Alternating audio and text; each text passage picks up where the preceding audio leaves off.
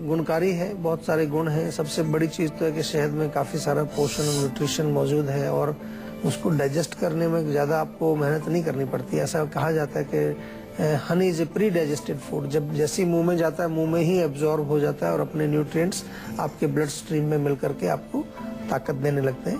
लेकिन औषधीय गुण भी इसमें बहुत सारे हैं। सबसे पहले तो ये हमारे शरीर की इम्यूनिटी को बढ़ाता है, हमारी सी जो रोग प्रतिरोधक शक्ति को बढ़ाता है।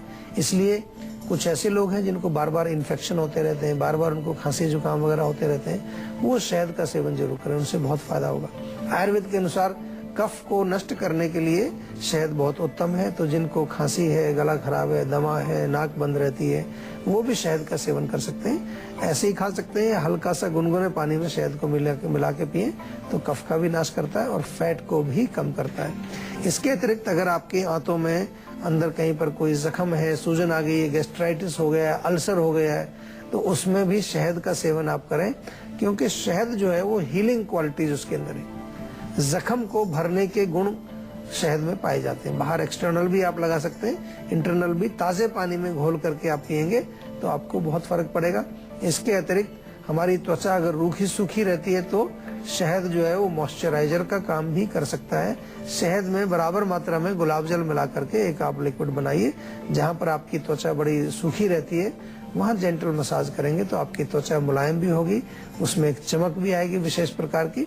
और इसके अतिरिक्त जो है खांसी छोटे बच्चों में अगर हो, बहुत छोटे से बच्चे होते हैं 2 साल से कम उम्र के, उसमें अदरक का रस निकाल करके शहद बराबर मात्रा में मिला करके उनको ड्रॉपर से आप 4-5 बूंद पिलाएं तो उनका जो है चेस्ट का कंजेशन, गला खराब, और छोटे बच्चों को तो थोड़ा बहुत शहद ऐसे ही चटाना चाहिए, क्योंकि हमने बताया रोग प्रतिरोधक शक्ति को बढ़ाता है, यानी कि हमारी इम्यूनिटी पावर को बढ़ाता है। बहुत सारे गुण हैं शहद में। शहद को किसी भी रूप में आपको सेवन करना चाहिए, लेकिन एक ध्यान केवल रखना है कि शहद को कभी भी डायरेक्ट आग के ऊपर गर्म नहीं करना चाहिए। कोई चीज आप पका रहे हैं, मान लो खीर बना रहे हैं, उसमें शहद डाल दें और वो उबल रहा है, नहीं, उसमें नहीं। नीचे उतार करके जब वो ल्यूक वार्म हो, हल्का गर्म हो, तब उसमें शहद मिलाया जाए। कई बार हम भी आपको बताते हैं कि धनिया उबालिए, नीचे उतारिए, छान करके फिर शहद मिलाइए। तो बहुत तेज गर्म में नहीं, जब वो थोड़ा सा कम गर्म हो, ल्यूक वार्म हो, तब उसमें शहद मिला करके आप ले सकते हैं।